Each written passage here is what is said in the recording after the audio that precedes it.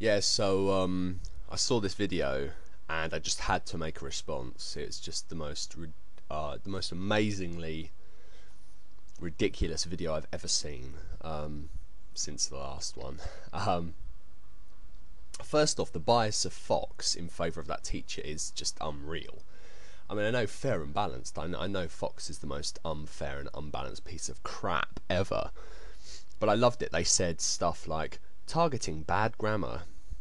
But as this educator argues, speaking correctly isn't about selling out. Of course, bad grammar crosses all races and classes and cultures. There's the assumption, unquestioned assumption on Fox's part that he's right and these kids aren't speaking proper English, which is irritating for a start.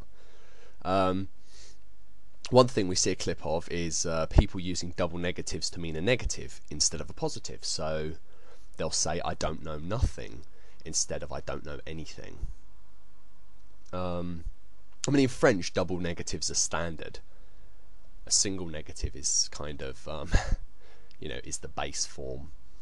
The horrible way of saying it. But more to the point, double negatives in English go back to Old English. In Old English, it was almost pretty much the more negatives you put, the more intense the negative was. So I don't know anything, I don't know nothing meant the same thing as they in fact do in modern English, unless you're a prescriptivist. That is, unless you're living in the fucking clouds and not the real world. All the way back to Old English, that was perfectly acceptable English. Problem was, in the 18th century or thereabouts, a few people said, hang on a second, and they were trying to improve the language, and they thought, well, logically speaking, two negatives equals a positive, right?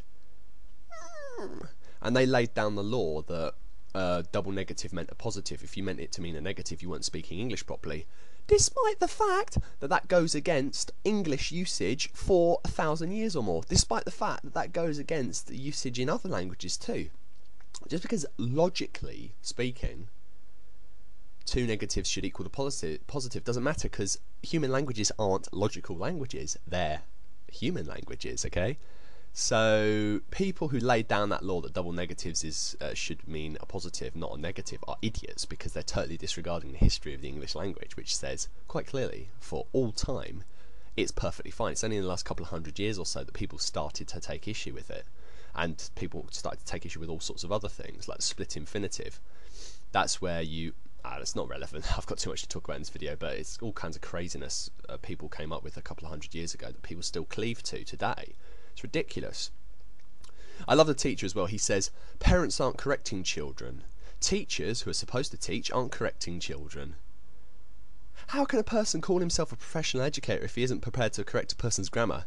How can a person call himself a professional educator if he isn't even willing to understand the history of his language before deriding other people? Because you follow the invented forms of good English of the last couple of 100 years doesn't mean that these other people are following bad forms of English anyway. It's ridiculous. This guy clearly doesn't know what he's talking about, and he's not the only one. I'll tell you guys a little story. Where I'm from, it's pretty widespread to say writ instead of wrote, so I writ it yesterday instead of I wrote it yesterday. Yeah? Now in school, teachers, particularly English teachers, would always go mental if you said writ it. You said, I writ it down, miss. They'd go, don't you use that language, how dare you use that thick language, that stupid language, only idiots use that, that's not real. And they would really fly off the handle. And then the next second we'd be learning Shakespeare. Okay? Let me quote a bit of Shakespeare for you, okay? This is the rhyming couplet at the end of one of his most famous sonnets ever. Okay? Are you ready for it? Yeah, it's good. Yeah, you know what's going to happen, don't you? If this be error and upon me proved, I never writ, nor no man ever loved. And people wonder why kids get turned off at school. Mixed messages, somebody? Retarded nonsense? I mean, it's okay when Shakespeare does it, but when other people do the exact same thing, oh, it's not because it's not standard anymore. Because the powers that be, as it were, have decided it's no longer standard, it's now a debased form of the language. Oh, Shakespeare could do it, but you can't. What? Oh, fuck off. The teacher's also a bit of a twat in that video, don't you think? Watching, the way he strides around the classroom, patronising his students. And the sad thing is the way his students are kind of brainwashed by him, seemingly. I'm sure a lot of them just think he's a twat, but the way a lot of them seem, or the way Fox has cut it, a lot of them, all of them in fact, seem to agree with him. One of them says, in the area I grew up in, we talk slang, we don't talk proper English. Things like that make me fucking seethe, really anger me, because what the form of language that you speak isn't proper English. What the fuck kind of bullshit? And the fact that you believe that is so sad. You know, that's, you know, I feel like wringing their necks and saying, yes, it is proper English, it is proper English. This teacher's the one who's full of shice, you know. Funny thing is, the teacher actually says at one point, I've gotten a lot of backlash, or whatever. And it's like, funny, because in the UK, that he just didn't speak proper English, he just spoke like an illiterate. Because not only did he say like ga, whereas in British English you say go, or, not ah. We've got a vowel there that most Americans don't have. More to the, I mean, not just that, but he says like duh, or duh, you know. I've gotten a lot of... Wait, are gotten and lot spelt with a D? What the hell are you doing? Why are you pronouncing it like it's a D? Why isn't it a T? What the hell are you doing? It's funny, it was Merriam-Webster or Webster's dictionary back in the 60s. They were the first American dictionary to actually say that words like atom, A-T-O-M, should be pronounced Adam, you know, as if they were spelt with a D. They were the first dictionary back in the 60s to suggest that, which is perfectly sensible because most Americans pronounce it that way, so why shouldn't it be the standard? Why shouldn't it be accepted as a standard?